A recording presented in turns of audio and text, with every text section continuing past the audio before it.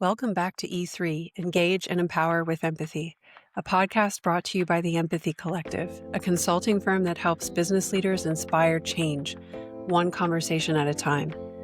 I'm your host and founder of the Empathy Collective, Rebecca Dreameye, and we are building a community of like-minded leaders and experts who all share the same passion, taking care of people at work. Whether you are a blue-collar worker or white-collar worker, small business owner or corporate executive, you belong in this community. In industries like manufacturing, the stereotype is often cold, dirty, and impersonal. But what if those very environments could become places where people feel truly valued, connected, and even loved? In this episode, I sit down with Meg Brown, Chief Operating Officer of Cambridge Air Solutions. She holds a degree in environmental engineering from Northwestern University, has diverse experience across manufacturing, environmental, construction, IT, and consulting industries. And she currently oversees operations, supply chain, and human resources at Cambridge. She truly has a heart for unlocking and unleashing the potential of those around her. Together, we'll explore what it looks like to lead with heart in some of the hardest places. At Cambridge, Meg and her team are proving that organizations can be both high-performing and deeply human. Through their people-first culture and what they call heart-based leadership, they're not just building better HVAC systems. They're enriching lives and creating workplaces where courage, trust, and growth can thrive. Meg shares her journey of championing empathy, the power of whole-person storytelling, and why leading with love is not only possible in tough environments, but transformational. This is E3, Engage and Empower with Empathy. Welcome to the show, Meg. It's really a delight to have you here. You came highly recommended for embodying heart-centered leadership. So I'm super excited to talk to you and see how you're really bringing that to life in your workplace, since that's really the whole theme of this entire podcast. So nice to have you here. Thank you so much for having me. It's the coolest to think there's even a podcast about this topic. It's certainly something that's important to me, and I'm in the active pursuit of practicing it, and humbled by anyone thinking I might actually be good at it because it's a lifetime pursuit. But I am certainly on the journey and trying. So I'm happy to be talking to you today. And that's where it starts, with humility. I've had quite a few episodes on humility and how Mm, that is a strong part of heart-centered leadership. So we can certainly talk about that. But I'd love to understand, how did you get to the point where this became your life's work or your purpose, and how you lead your teams, maybe even engage with friends and family? What did that journey look like? yeah. It's interesting. So I've been in HR for most of my career until very recently, moved into an operations role. In HR, my early years, you're taught to always watch out for compliance, so very black and white. And I could always like feel that I wanted to care for people. That's why I kind of wanted to get in HR. I was totally inspired by the people, but careful, you're not too close because you don't want to break the rules or you don't want to get yourself in some kind of like legal pursuit or just you name it. It's risky for you to actually care for them, to really care for them. So I learned really early on to put walls up and to not do that. And then I found Cambridge, and my route to Cambridge is an interesting one, but basically they were my client and I was a consultant at the time. And Cambridge, which is my current employer, they are a purpose-driven business who had core values that started with unconditional love and high expectations. And I was a consultant to them, helping them recruit. So I was basically an external recruiter for higher level positions. And so I had to represent them in the marketplace to candidates. And here I am having to talk about this company and talk about them and represent them as if I am them, really, in many ways. And I'm realizing as I'm talking about it that, like, oh, there's something really cool about whatever this company is doing. Like, it just kind of attracted me from the beginning. And so then, long story short, there was an HR opening. I ended up being encouraged to apply. We worked through a cool process there for me to join the team. And then once I was in, that wall that I had learned to put up, I had to figure out how to break it down. And because Cambridge didn't roll like that. Cambridge didn't roll with protect, protect, protect. Cambridge rolls with open-hearted. What does it look like to love someone in a business interaction? And how do you do that? I really had some really good mentors here. I went to a couple of very impactful trainings and I wanted it for myself so badly and for others that it wasn't hard to get in the water, so to speak, but it was disorienting at first. And so that was 8 years ago. I've been here for 8 years, and it's been absolutely transformational. You're right, it extends into my home life, it extends into my marriage, my parenting, my friendships. Now there's no other way I'd ever lead. I wouldn't wanna work for a company that doesn't understand this is the right way to be. I wouldn't want to be in any environment where it isn't heart-based, or some might call it servant leadership. There's many words in the marketplace for what this is, but it's absolutely the way business should be done, in my opinion. That's kinda how my journey came to it. That's so fascinating. I'd love to understand what the transformation looked like for you. You built this strong wall, right, in your HR roles, and then you had to break it down. What did it look like for you to break down that wall? What was the process?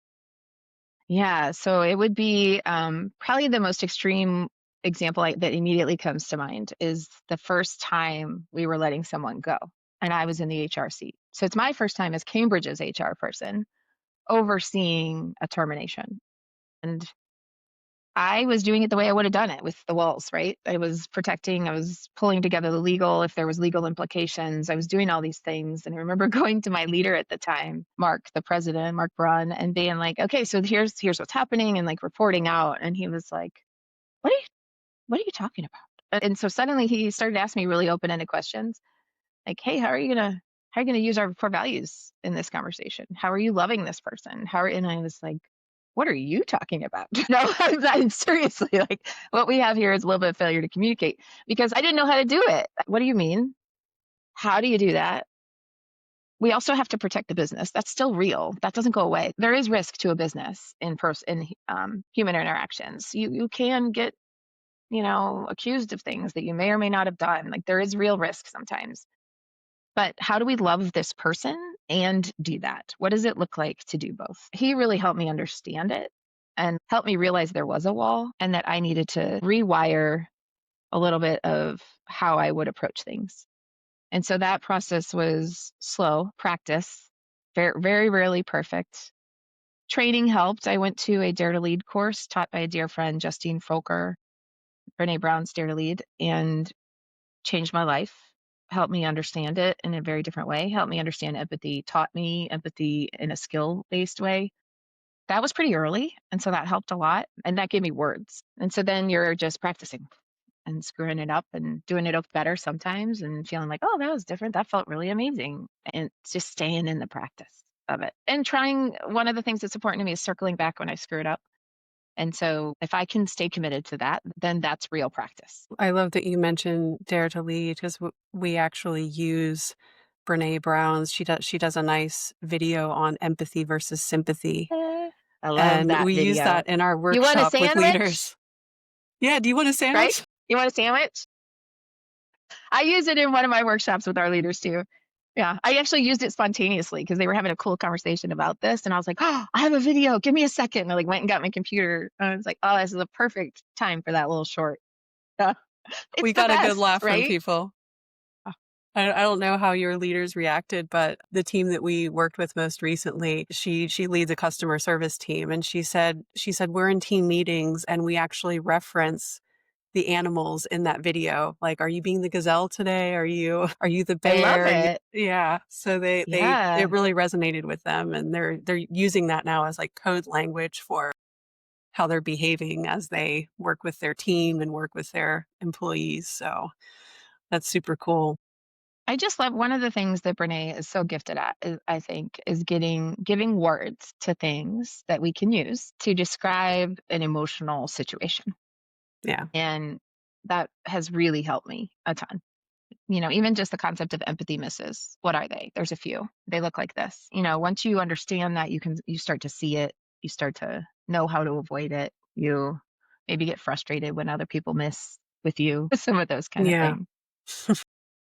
It's just helped me to be a better person. It's helped me to show up better for people I love. So Dare Lead had a huge impact. I love the example that you gave of your experience having to terminate someone and your leaders said, how do you show love for that person? I've been terminated and I would have loved a little bit of love during during that conversation, as I was being laid off, because I could see, HR just reading the script, right?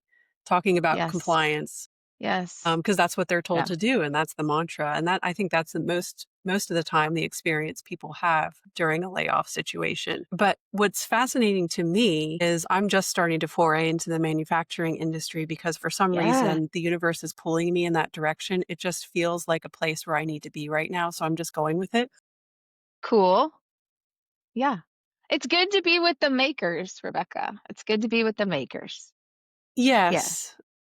100%, 100%, and my father is a safety leadership consultant, and he works with a lot of manufacturing companies who are experiencing workplace injuries, and I've seen how impactful his work is, and I think part of the reason I'm being pulled in that direction is I see that impact. So Yeah. anyway, you think of manufacturing, you even said yourself, your words, you think of it being cold and dirty. Cambridge Air Solutions produces HVAC systems, so you're thinking, "Oh, this environment can't possibly foster love." So, how has the leadership team in your company really broken down that stereotype and created this warm environment in what could actually be more of a literally a cold environment if you let it be? Yeah, absolutely. It's such a good question. It's something we're in eternal pursuit of. I would say a couple of things are really important at Cambridge. We have a couple daily habits that are rooted in continuous improvement, but also respect for people and what we would call love. And one of them is a morning meeting. And so every single day, well, twice a day, because we have a first shift and a second shift, we get our people together at 8:30 in the morning or 3 o'clock in the afternoon. And it's an all hands meeting. It's virtual. So if you're not in St. Louis or Wentzville, you will join virtually via Zoom. And it's volunteer led. The MC can talk about whatever they want to talk about.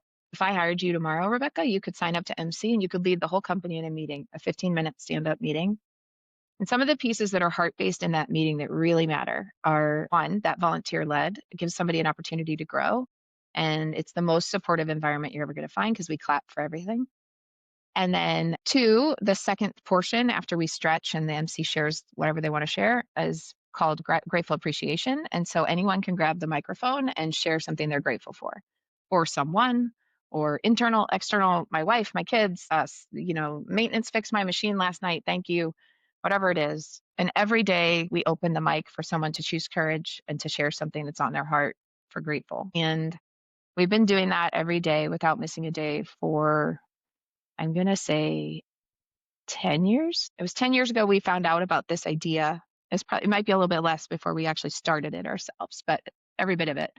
And then we go over metrics like you would expect in any company meeting, like safety, quality, delivery. How'd we do in the last 24 hours? Sales, we go over that too. But that grateful appreciation. And then we meet and greet. So we literally walk around and fist bump or shake hands or whatever you want, high five, I don't care.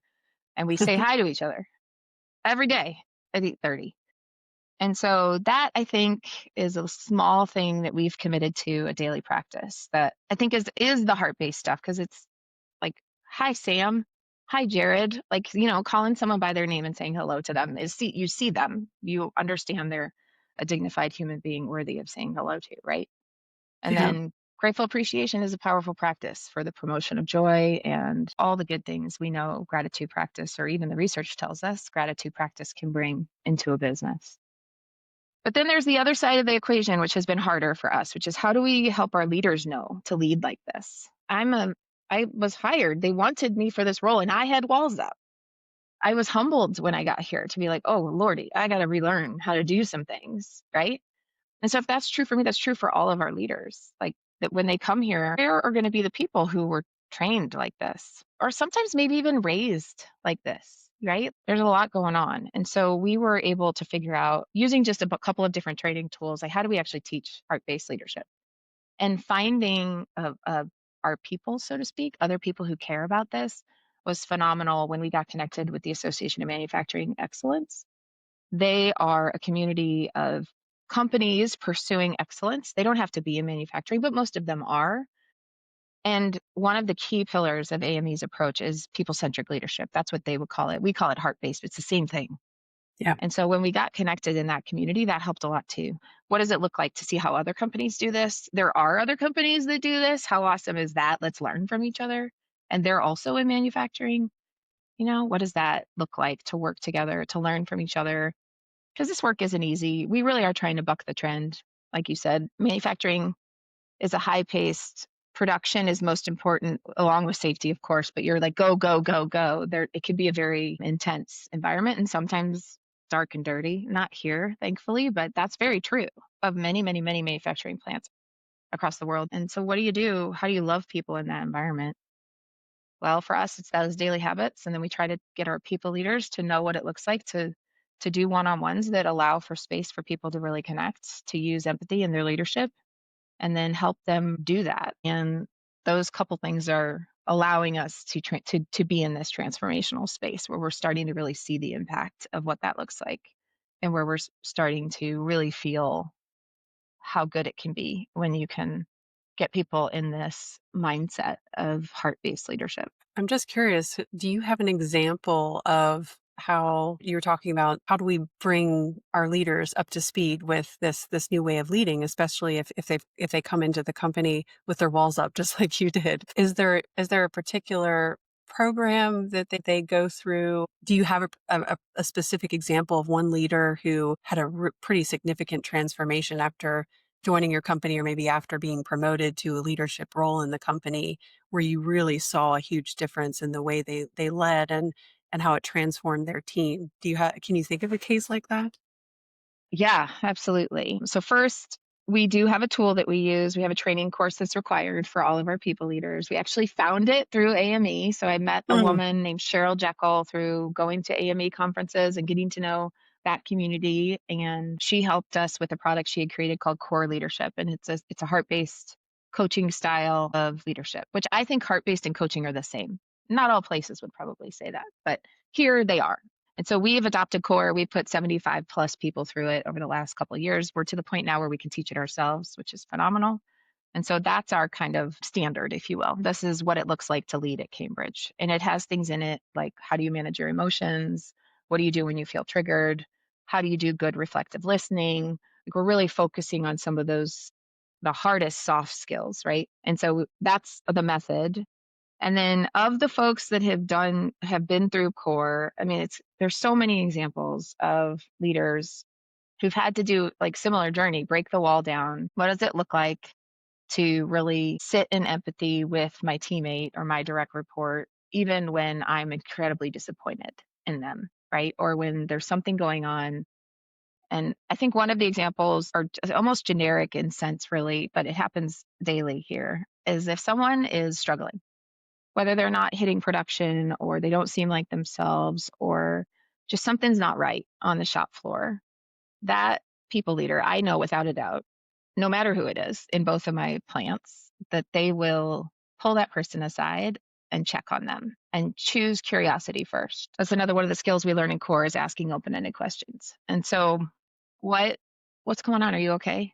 Whereas before we might have rushed to judgment or and movement on maybe even discipline. And that's not what's like, come on, let's figure out what's really going on with this human.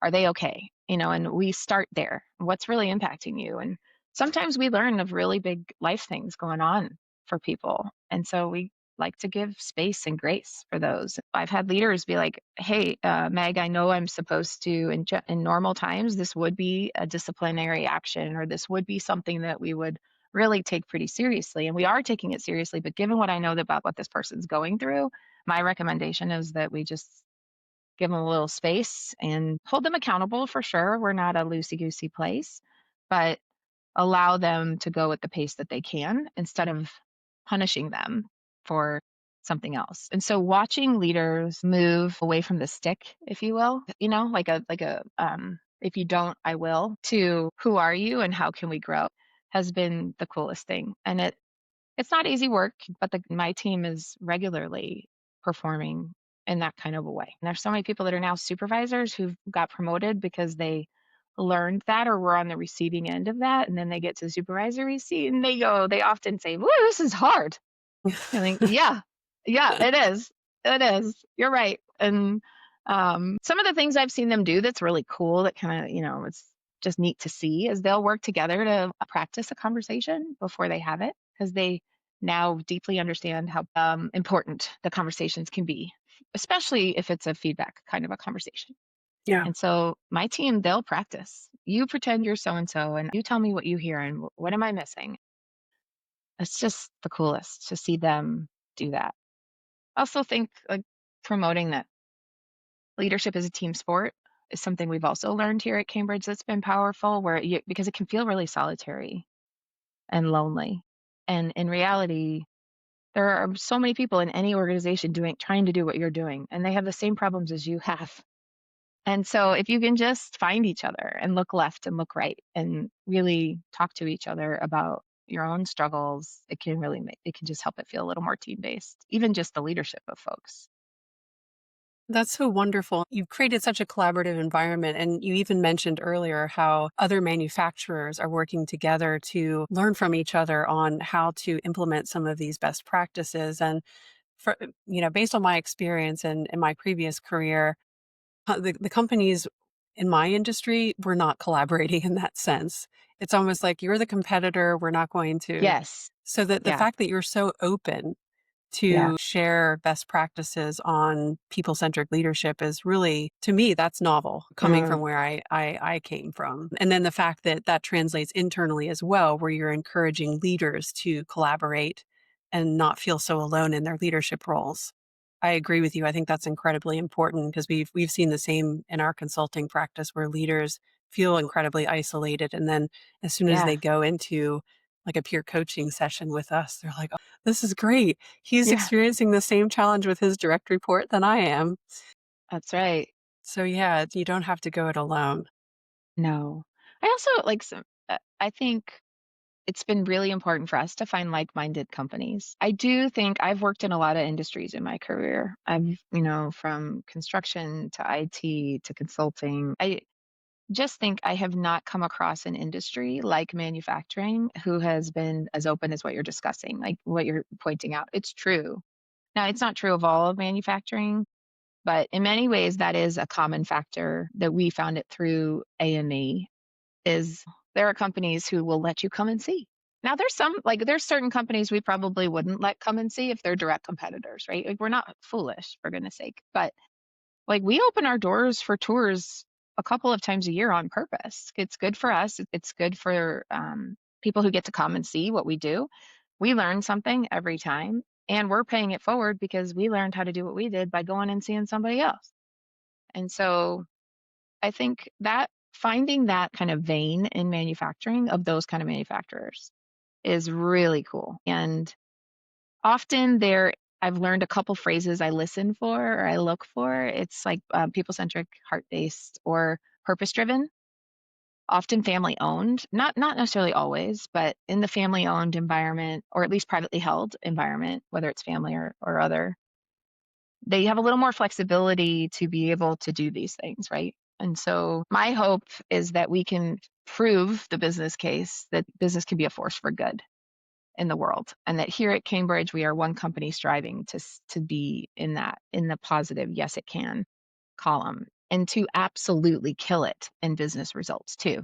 This isn't just all love and no results, right? Like we are a high growth business. We want the best for our people. We want to be here for 100 years and be thriving. And I believe you can do that and you don't have to sacrifice the heart-based side. I think the heart-based side can fuel it.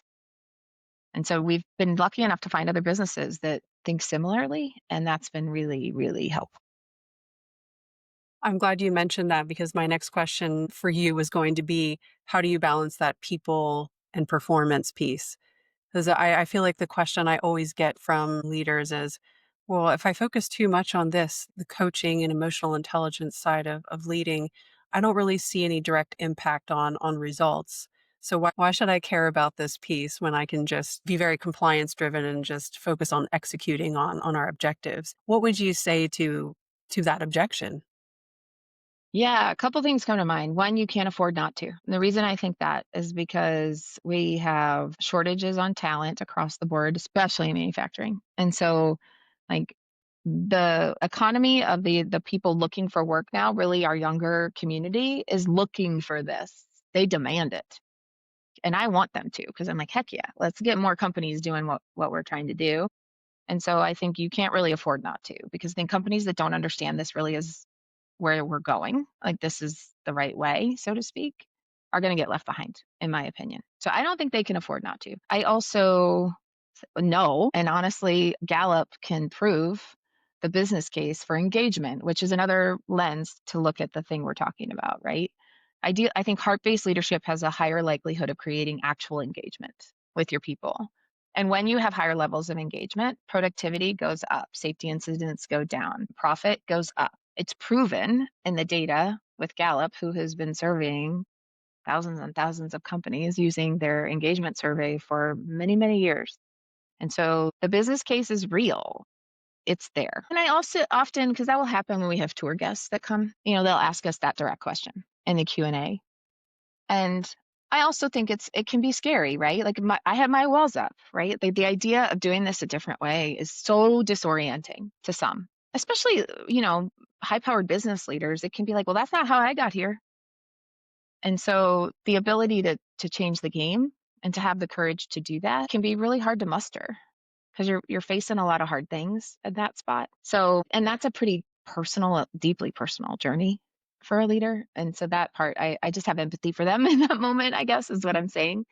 Like, Yeah. yes, I think you need to do it or you're going to get left behind, in my opinion. And I understand it's hard, you know? Yeah. And it makes me think of a conversation I had recently with Professor Emeritus at the University of Michigan Ross School of Business, Robert Quinn. So he was also one of the co-founders of the Center for Positive Organizations at Michigan. He has this whole theory around deep change and how you can really transform a team, an organization, or even yourself as a leader.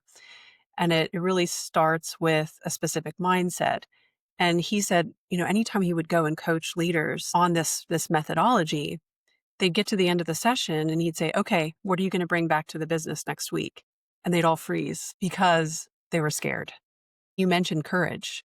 It's, being able to go back to your business after having this shift in mindset and tell your leaders, okay, I'm going to take this approach now. Sometimes taking that first step is incredibly challenging. What would you recommend for leaders listening today?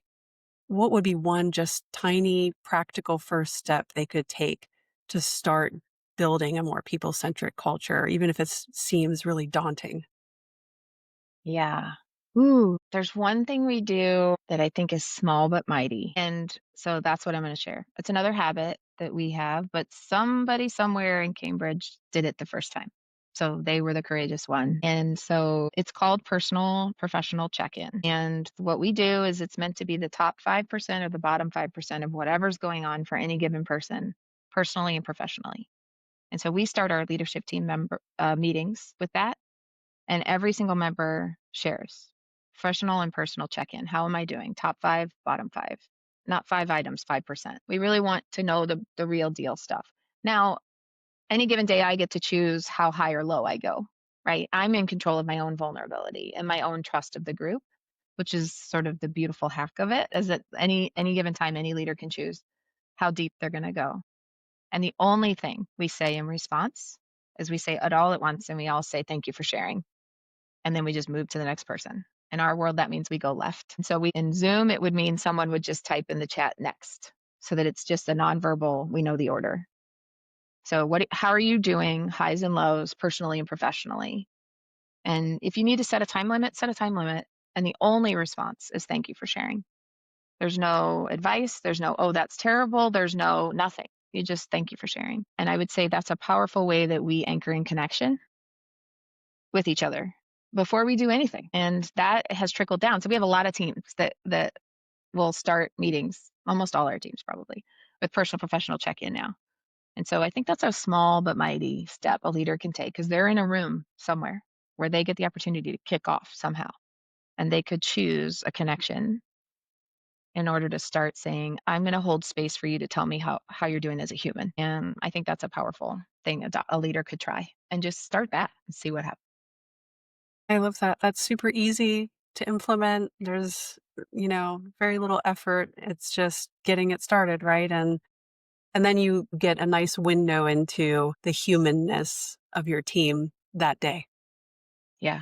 That's right. Wonderful. I love it. Well, I mean, this has been such a great conversation. I feel like I got so many interesting nuggets from you and what you're doing at Cambridge. It's really inspiring. You mentioned the Association of Manufacturing Excellence. I know that that was a huge supporting network for you as you built your own leadership style and heart-based leadership. Is there anything else you wanted to share with our listeners? Yeah, well, I'm excited because the AME conference is coming to St. Louis, and that's where I am. Cambridge is in St. Louis, Missouri, and so we're super pumped for our environment or our local manufacturing community to have enough to talk about to be a site for people all over the world that care about operational excellence and people-centric leadership together. And so that's next month. And so in October here in St. Louis, and I'm going to be there. Cambridge is a tour site. There's going to be tons of presenters and cool stuff happening. And if you're looking to get with people who think along the lines of this conversation, that community is one of the best I've come across. So I'd be remiss if I didn't talk about it because one, it's my hometown, and two, I love AME and I'm excited for that conference to come here and have a chance to get some folks here in St. Louis to talk about all things manufacturing excellence and people centric. Perfect. Well, I'm looking forward to meeting you in person there as well. I'll be covering the conference from a media perspective, and I'll also be there with my consulting hat on. But Awesome. I'll certainly be absorbing all the people centric leadership conversations happening throughout the week, and I'll share an article in my newsletter as well. So yeah, looking forward to seeing all the great work that's being done in St. Louis. Awesome.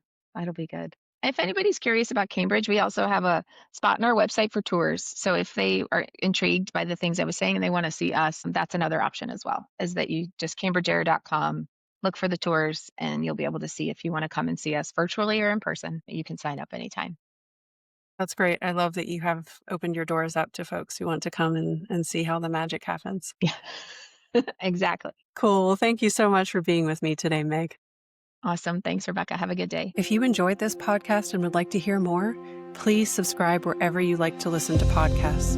And if you would like to learn more about the Empathy Collective, check out our website, theempathycollective.com. Life is too short. Let's take care of each other at work so that together we can make this world a better place.